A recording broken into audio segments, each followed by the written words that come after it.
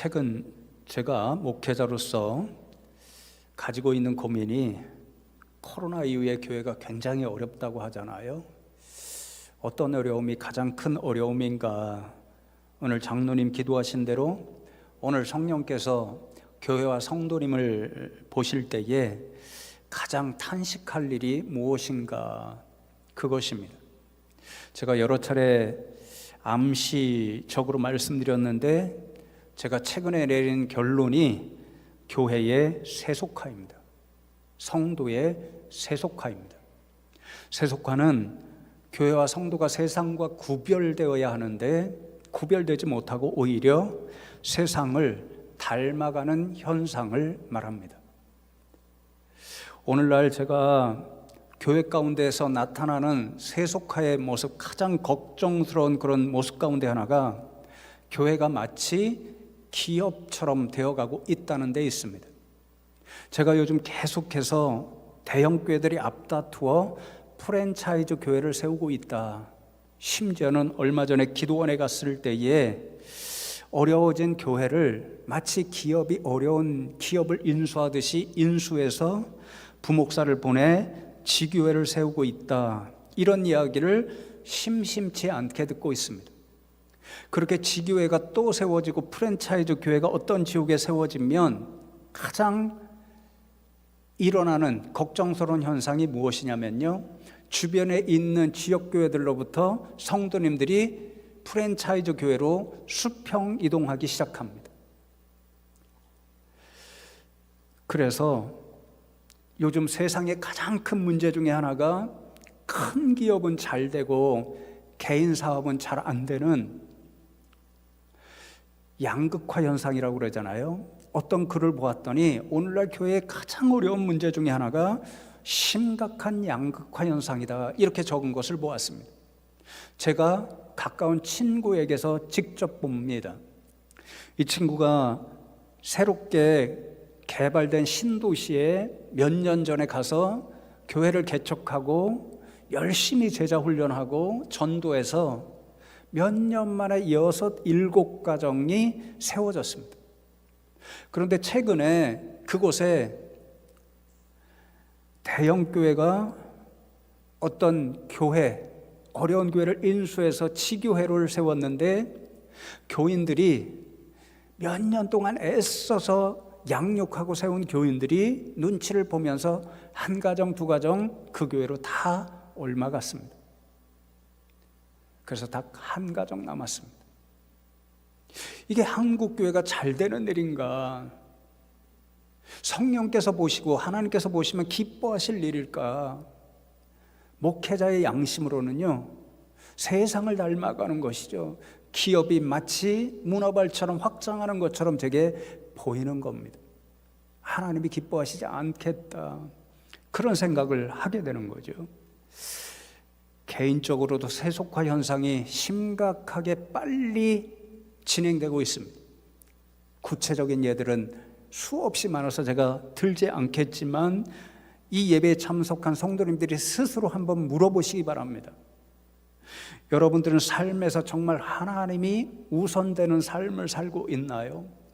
여러분은 세상의 그 어떤 일보다도 가장 먼저 기억해서 예배에 최고의 가치를 두고 있나요?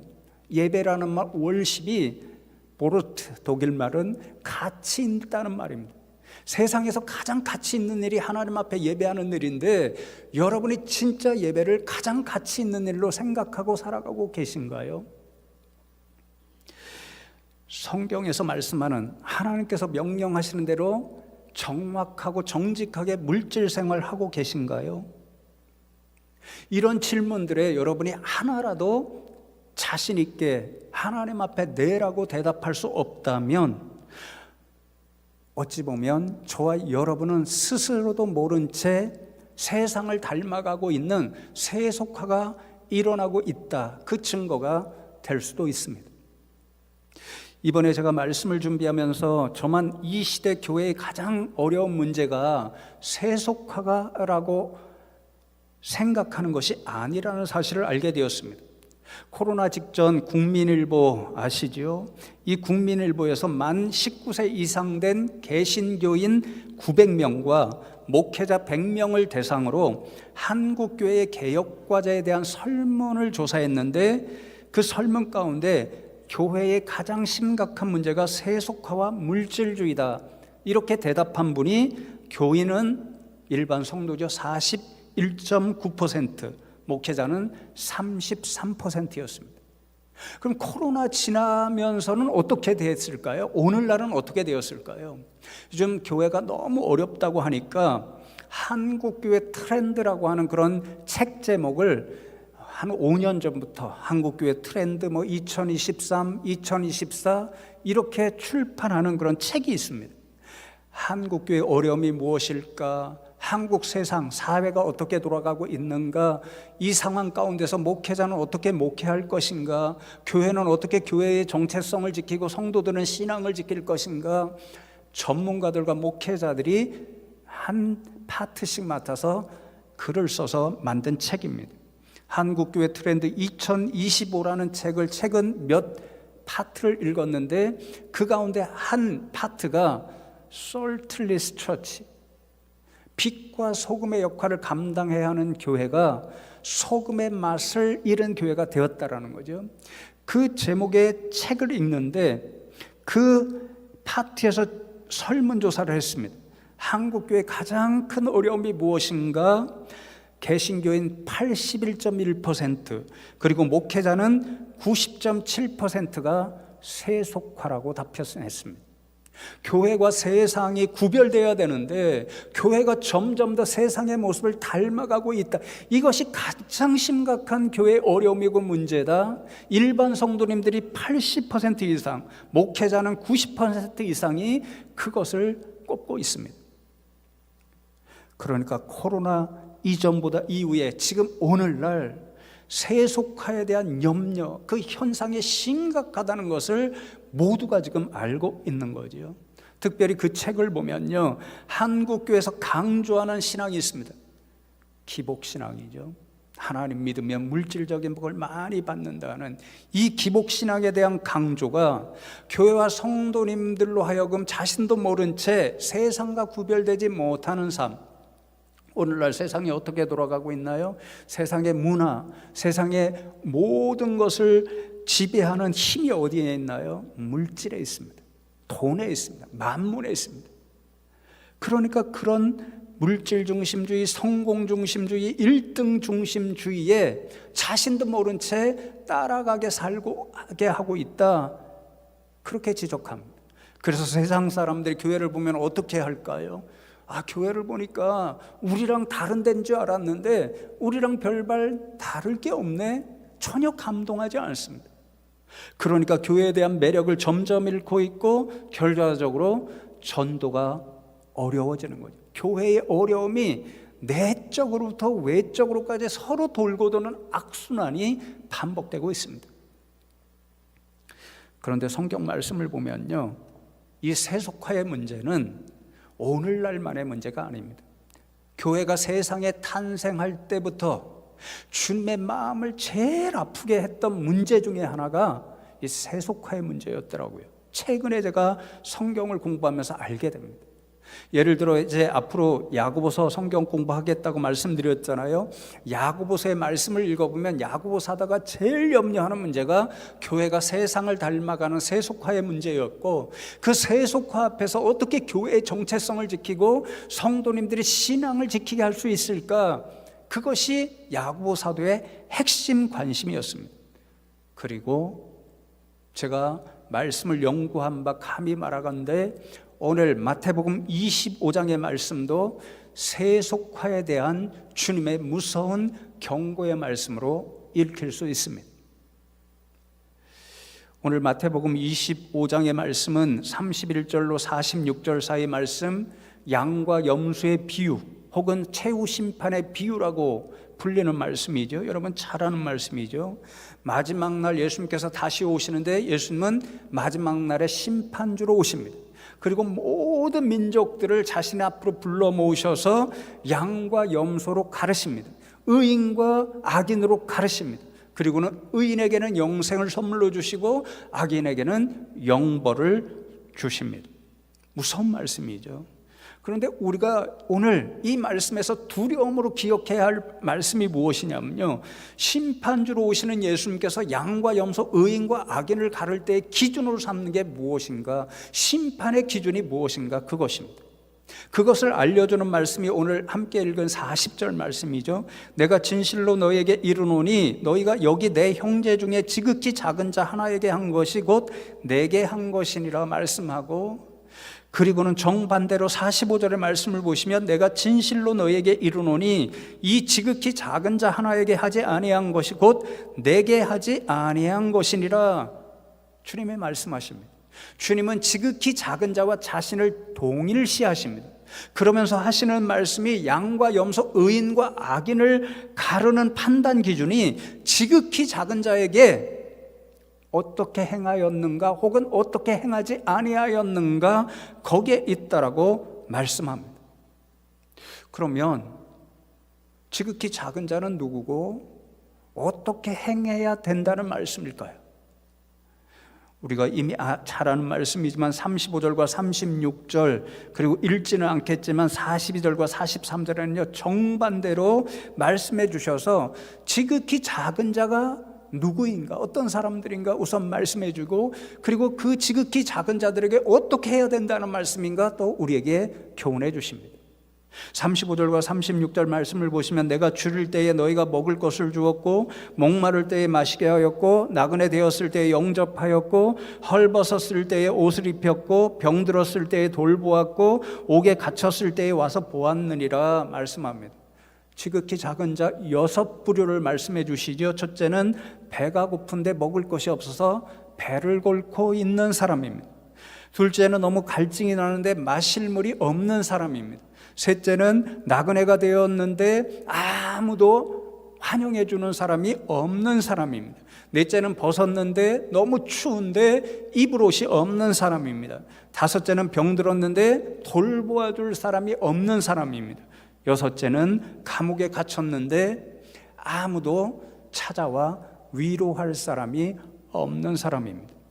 그러니까 지금 예수님께서 말씀하시는 지극히 작은 자는 지금 당장 사랑과 돌봄이 필요한 사람입니다.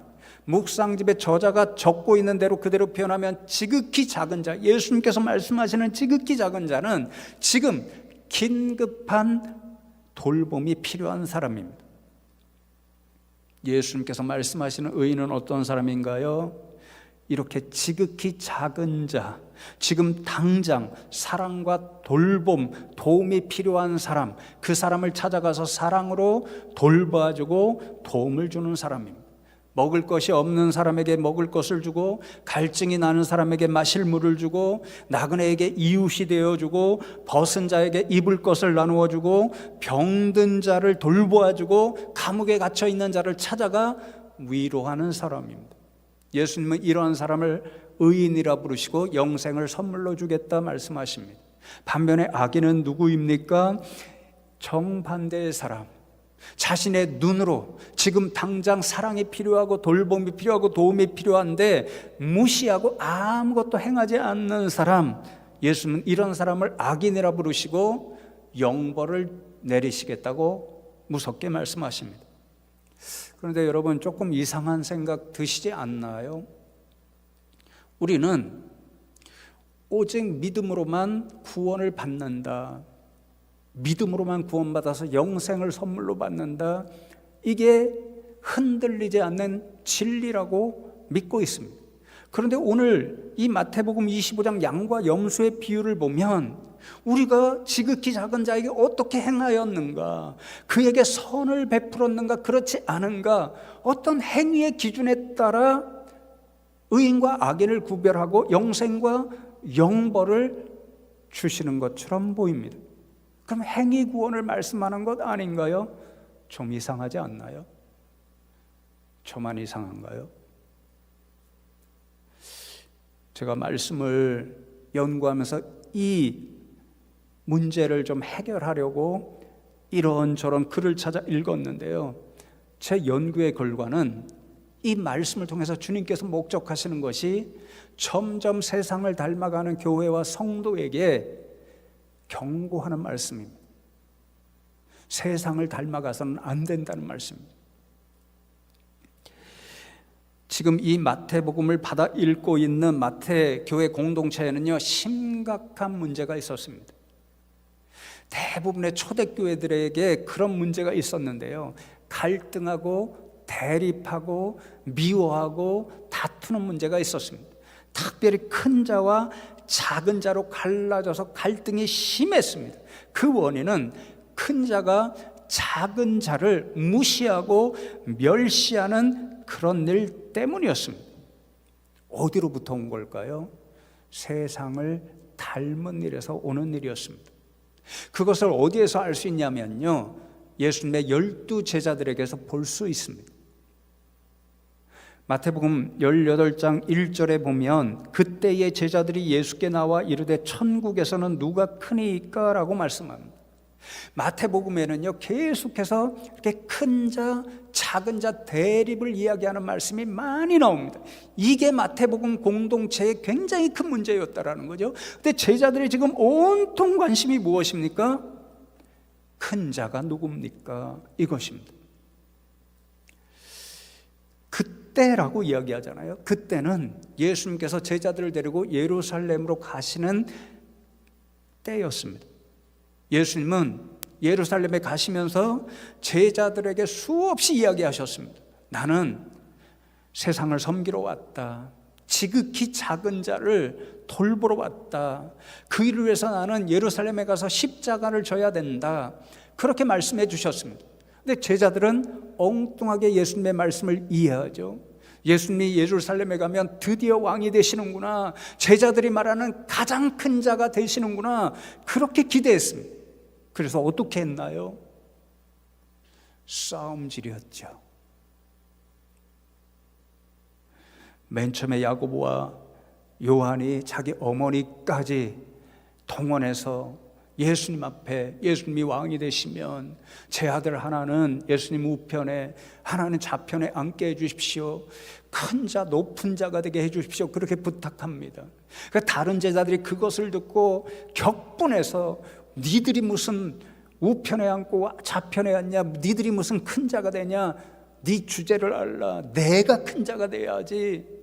예수님은 지금 십자가를 지러 가시는데, 예수님 지금 스스로 지극히 낮은 자가 되셔서 낮은 자를 구원하시고 섬기러 십자가 지러 가신다고 말씀하시는데, 제자들은 서로 큰 자, 높은 자, 권력을 잡은 자, 세상 사람들로부터 주목을 받는 자, 낮은 자의 자리는 가지 않겠다라는 거죠. 낮은 자로부터 머리를 조아림받는 그런 큰 자가 되겠다라고 예수님께 간청하고 있습니다.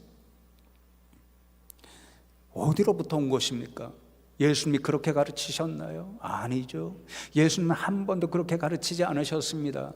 예수님은 자신이 이미 낮은 자를 섬기기 위한 대속물로 오셨다고 말씀하셨고, 수차례나 그 일을 위해서 십자가지로 가신다라고 말씀하셨고, 제자들에게도 너희가 나를 따르는 사람이 되려면 각자의 십자가를 지고 나처럼 섬기는 사람, 스스로 낮은 자, 겸손한 자가 되라, 그렇게 말씀하셨죠.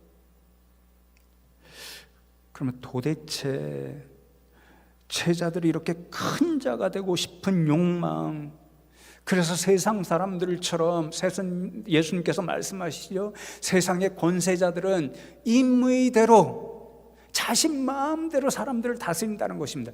권력을 가지고 높은 자리에서 큰 자가 되어서 자신의 그 힘으로 모든 사람들을 위해 임의로 군림하는 꿈을 꾸고 있는데, 왜 너희들이 그런 꿈을 꾸고 있느냐, 그렇게 말씀하시잖아요. 그런데도 그 꿈을 버리지 않습니다. 어디로부터 배운 것인가요? 세상으로부터 배운 거죠. 당시에 종교적인 권위를 가지고 자신들 위해 군림하는 수많은 바리새인들을 보고 제사장들을 보았겠죠. 부러움으로 예수님을 따른 것입니다. 당시에 정치적인 권력, 군사적인 힘, 그것으로 팔레스타인과 유대 땅을 다스릴 로마 사람들을 보았겠죠. 그것을 보고 부러워서 예수님을 따른 것입니다. 그래서 지금 예수님이 왕이 되시러 예루살렘에 간다라고 착각을 하니까 자신들의 꿈, 지금까지 숨겨 놓았던 욕망, 그것을 이루려고 마치 예수님을 도깨비 방망이처럼 이용하는 거죠. 수단으로 이용하는 거죠. 예수님 왕이 되시면 우리도 큰 자가 되게 해 주십시오. 그렇게 함으로 제자들은 입술로는 예수님의 제자들이라고 하면서 사실상은, 본성은, 마음에 감추어둔 마음은 세상의 제자들로 살아가고 싶은 그런 사람이었다는 것을 그대로 드러냅니다. 제자들이 보여준 이 세속화의 모습이 그대로 마태복음 공동체에 녹아서 나타났습니다. 조금 전에 말씀드렸죠. 초대교회 공동체 전부가, 그래서 저는 초대교회 이상적인 교회로 그리는 것이 잘못됐다고 생각합니다. 교회의 이상적인 모습은 세상에 꿈꿀 뿐이지 현실화되지 않습니다. 초대교회, 예루살렘 모교회 가장 아름다웠던 교회조차도 서로 갈라져서 갈등하는 모습이 있었죠. 오늘 마태복음 공동체는요, 큰 자와 작은 자, 신분이 높은 자와 낮은 자, 부자와 가난한 자, 유명한 자와 보잘것없는 자 섞여 있었습니다. 건강한 교회를 이루고자 했다면 큰 자가 작은 자를 도와주고 사랑으로 돌보아 주었어야 하는데 완전히 무시하고 멸시했습니다. 그러니까 지극히 작은 자들이 큰 자를 존경할 수 있나요? 그러지 못하는 거죠. 원망하고 미워하고, 그러니까 서로 갈라져서 다투는 것입니다. 누가 하는 일입니까? 오늘날도 하고 있죠. 세상에서 권력을 가지고 혹은 부자라고 갑질하는 모습, 그것이 바로 마태복음 교회 공동체 그대로 나타났습니다. 가장 큰 문제가 무엇입니까? 그러니까 세속화의 문제였다는 거죠. 그래서 세상을 점점 닮아가니까 이 마태복음 교회 성도님들은요, 안타깝게도 주님의 마음을 너무 아프게 한 거죠. 12 제자처럼 예수님의 사람들이라고 하면서도, 진짜 믿음의 사람이라고 하면서도 그 겉모습은 점점 더 세상을 닮아가는 세상의 사람임을 드러내고 있었습니다. 오늘 말씀을 통해서 주님께서는 이런 세상을 닮아가는 교회와 성도님들에게 무섭게 경고하십니다. 이렇게 말씀하시는 거죠. 내가 그렇게 했듯이 지극히 작은 자를 너희가 돌보고 사랑하고 있느냐? 너희들이 정말 내가 원하는 사랑의 공동체를 이루고 있느냐? 그러면 너희는 진짜 나의 사람, 믿음의 사람이다. 내가 너희들에게는 영생을 선물로 주겠다. 그런데 너희가 지극히 작은 자를 외면하고 멸시하고 있느냐? 그래서 서로 사랑하지 못하고 시기하고 질투하고 미워하고 싸우고 다투고 있느냐? 그러면 너희는 입술로는 나의 사람이라고 부르면서 주여라고 외칠지라도 내게 너희는 진짜 나의 사람이 아니다, 믿음의 사람이 아니다. 너희에게는 내가 영벌을 줄 것이다. 경고의 말씀이죠. 그러니 여러분, 오늘 비유의 말씀은요, 우리가 선한 행위를 할 때 주님께서 우리를 의인으로 보셔서 구원을 해주신다는 말씀이 아니고요, 우리의 매일같이 행하는 행위를 통해 우리가 예수님의 사람인가, 진짜 믿음의 사람인가, 아니면 세속의 사람, 세상의 사람인가, 그것이 진짜 드러날 것임을, 주님 앞에 그 모습이 드러나 그 모습을 보고 예수님께서 판단하신다라고 하는 그런 경고의 말씀입니다. 여러분, 말씀을 맺겠습니다. 사순절 셋째 주를 지납니다. 저 십자가에 달리신 예수님을 바라보며 저 예수님처럼 우리도 살겠다, 예수님을 닮겠다고 매일 기도하고 결단하는 그런 절기입니다. 도대체 우리는 어떻게 저 십자가에 달리신 예수님을 오늘도 조금이라도 더 닮을 수 있을까요? 한 발자국이라도 더 예수님처럼 작은 자를, 여러분 주변에 있는 분들을 사랑하고 섬기며 살아갈 수 있을까요?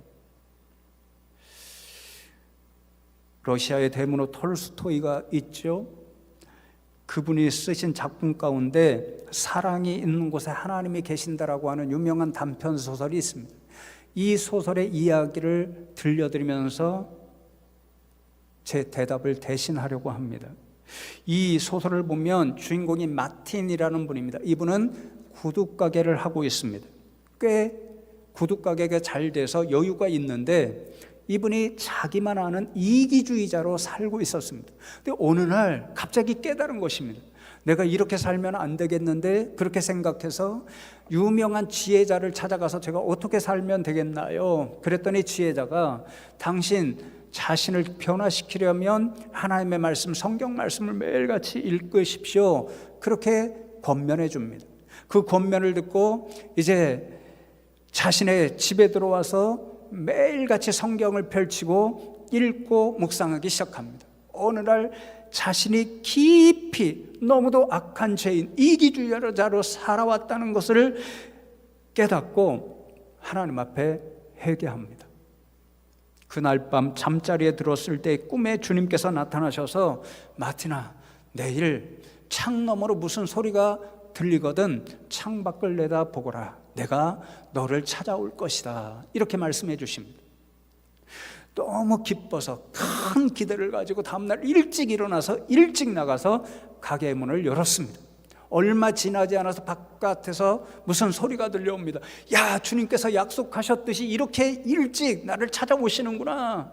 기대에 부풀어서 창 너머로 바깥을 바라보았는데 주님은 보이지 않고 눈이 많이 와서 옆 가게를 돕는 나이가 많은 태역한 군인이 땀을 뻘뻘 흘리면서 눈을 치우고 있습니다.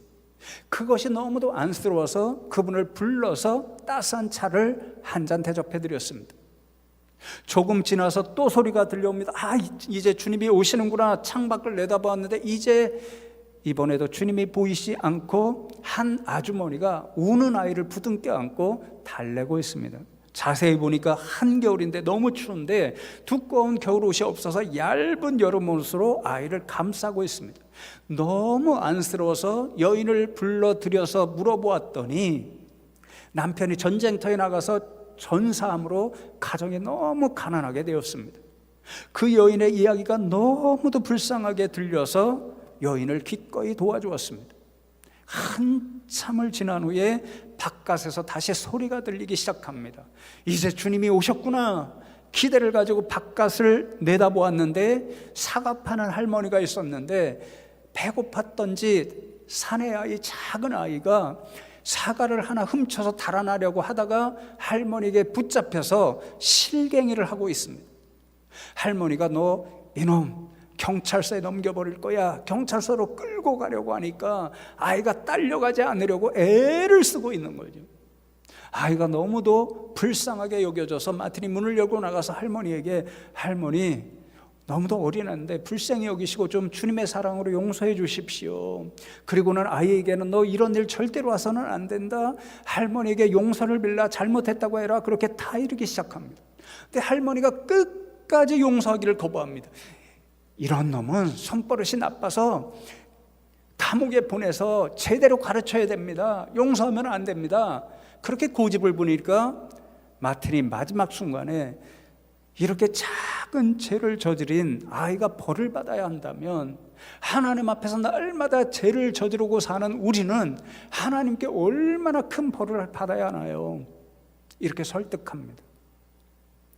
그 설득에 할머니도 동의해서 이제 마틴이 이야기한 대로 그 사내 아이를 용서해주고 놓아줍니다.